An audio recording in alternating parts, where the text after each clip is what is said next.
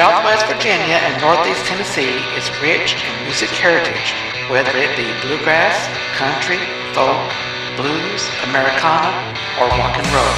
This area has a diverse group of talented musicians.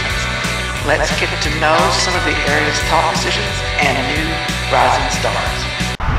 All right, we're rolling. Well, Action. I'm sitting here with Moose Roberts and the Monkey Paws, and you have some more bands, right? well, I've had many bands. I will have many more too.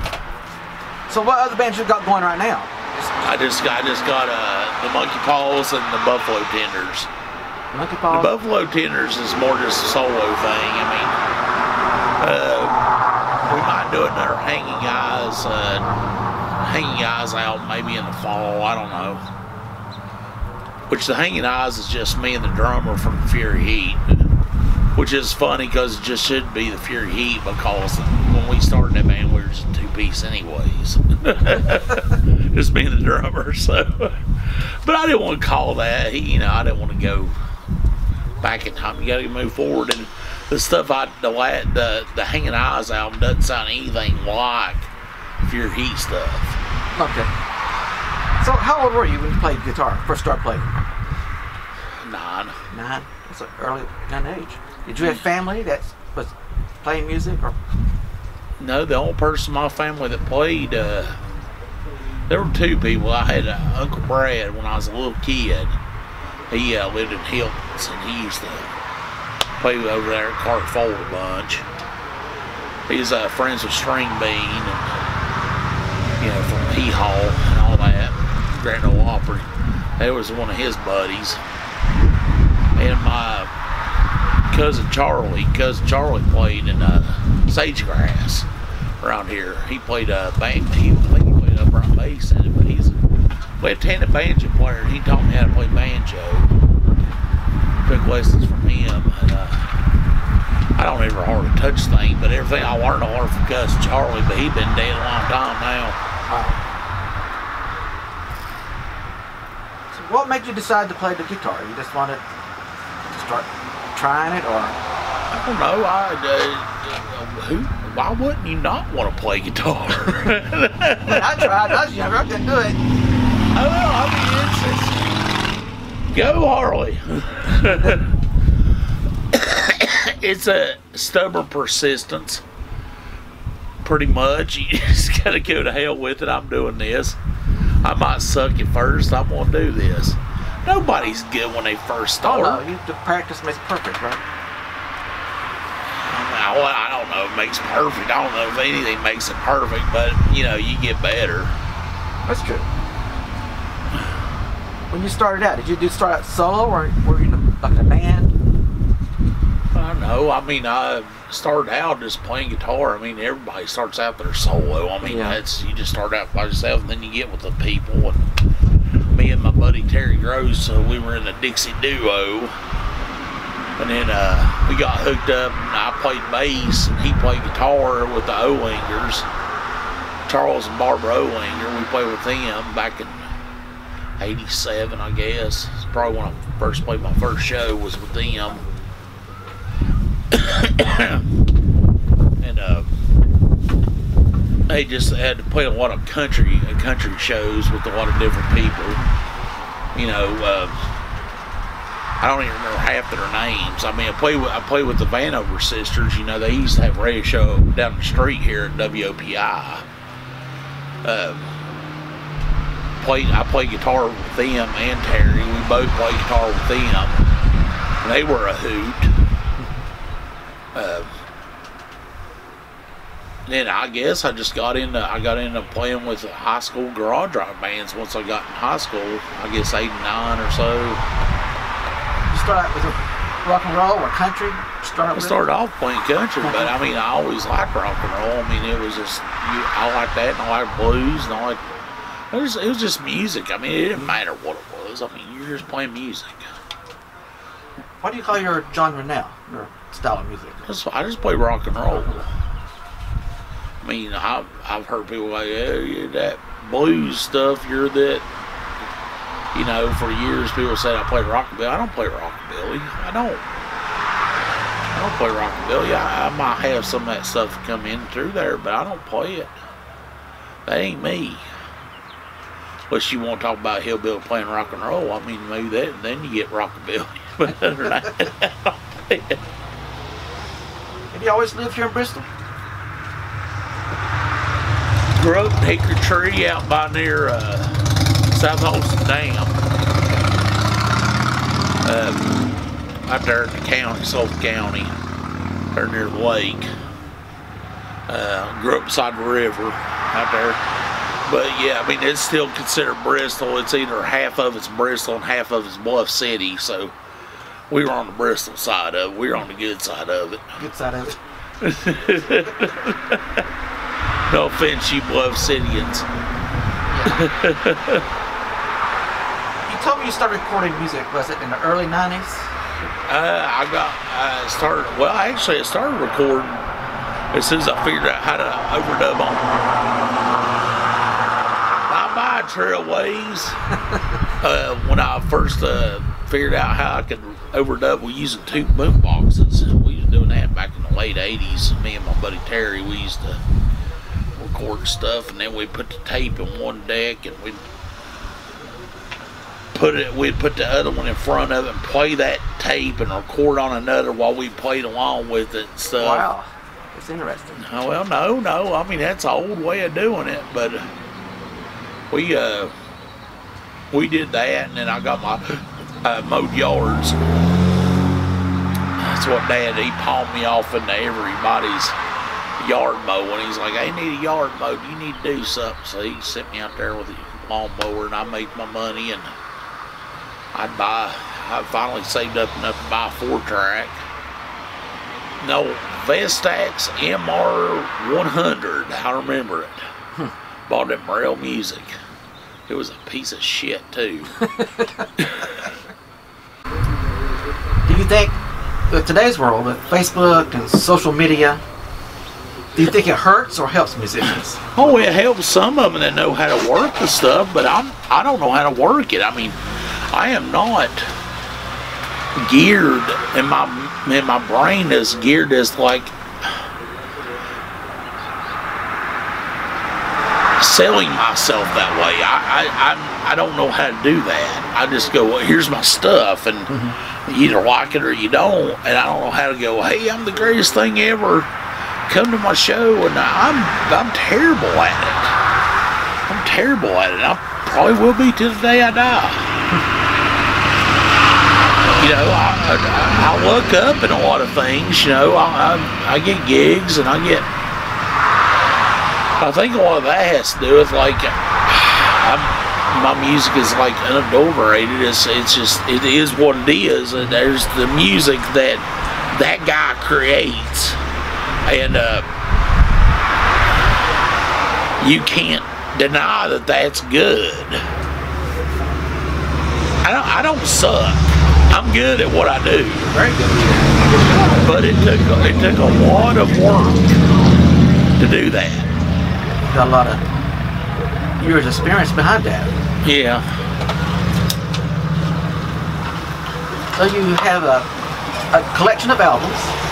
Yeah, I have about 40, a little over 40 albums. Close to on 50, thing. I think.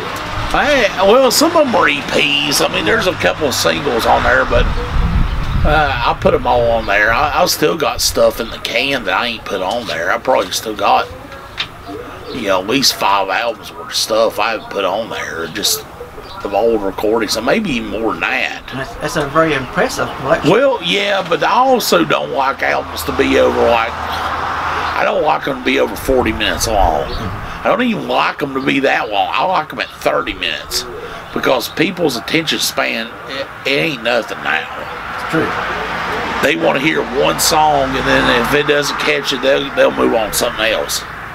It's a very pop mentality, It's like when you're in the DIY world of music, that's where albums exist more now. Old days with the AOR radio, it was an album thing. People would sit down and listen to an album. It was an experience. But now, not so much. It's been like that since... Good Lord, it's been like that. Well, honestly, since I recorded music, that whole single mentality. It's like, what's the single? And I do albums. I don't do singles. I don't make just that one song. I make albums. But if you want to hear singles, just go watch us play live, because those are just singles. True. You're not going to hear us do like a whole album that we do, It's going to be songs that we do live. They're singles. To get all this collection of material, how do you get inspired to write all this music and lyrics? I just do it. I don't know. I'm sitting there watching things on TV and listen to people talk, and I just go, well, I'm writing that. Or basically, I get really drunk, and I'm like, all of a sudden, the idea pops in my head. I go, I'm going to write that. And I'll write down on a piece of paper some crazy bullshit I come up with in my head. And the next day I go look at it, I go, well, all right, well, that was a thing. And then, it all gets collectively in there. When I go in and cut a record, I just remember all this stuff in my head that I wrote down. And I go, I'm using that. I'm using that as an idea, as a springboard for this song. This is what it's going to be. When a person goes to your show, a live show, what do you want that person to get out of your show? Drunk, mostly. I mean, if I'm playing at a bar, I hope they get drunk and they had a good time. I don't really care if they get anything out of it. That's not up to me. That's up to them. They're the one that went out and did the thing. I went out and did my thing. They went out and did their thing. If they get anything out of it, that's all on them. You had some advice for some musicians, such as Ryan Kendrick. You told him just to be himself. Well, that's what anybody should be. You should be yourself. True.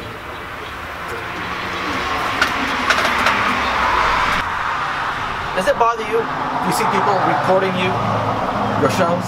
No, I don't care. I can do whatever they want. I mean, they paid to get in. I don't care if they're flogging a dog. What's your favorite song to play live?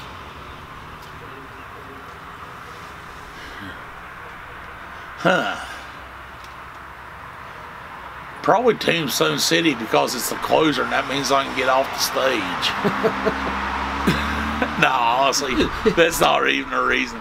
I just like the song. I wrote that song 15 years ago, and it means a lot to me. So I like doing that song. And that's why it's the closer. Mm-hmm. Because if you're going to close a show, you might as well do it with one you really like. Do you have fans request a certain song of yours?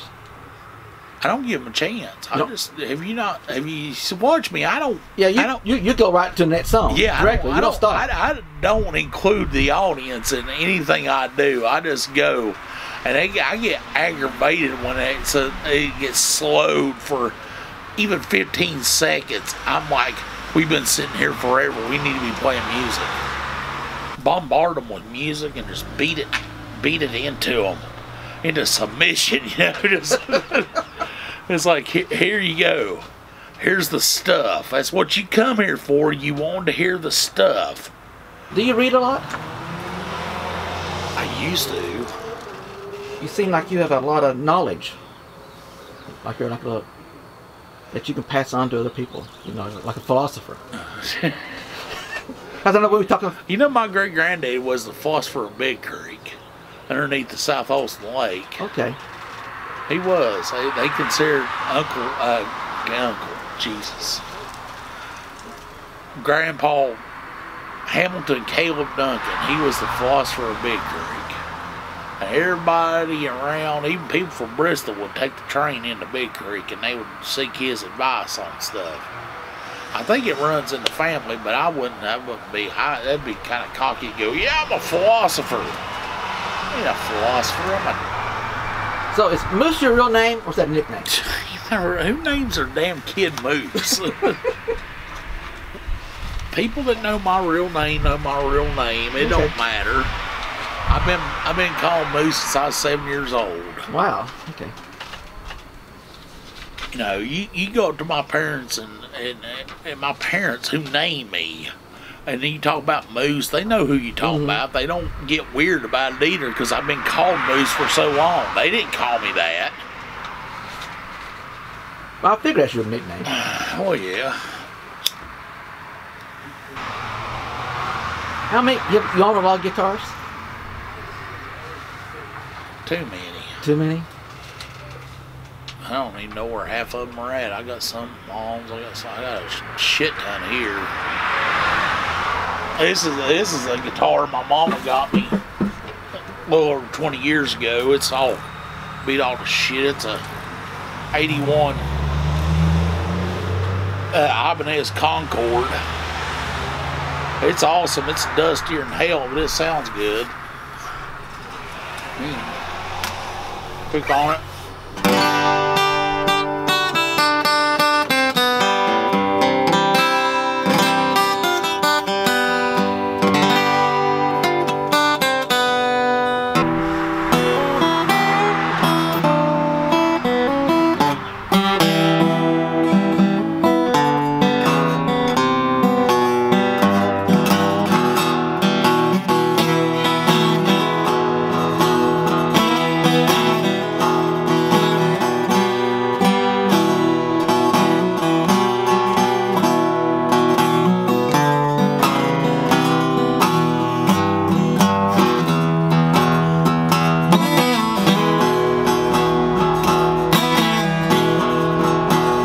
That thing that goes like that, hot times are coming, everywhere you go.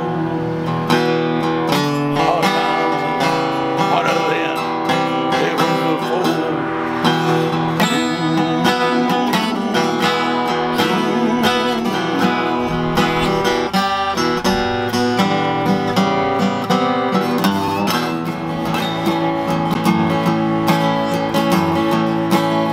Dishonesty and paradise in the mouth of the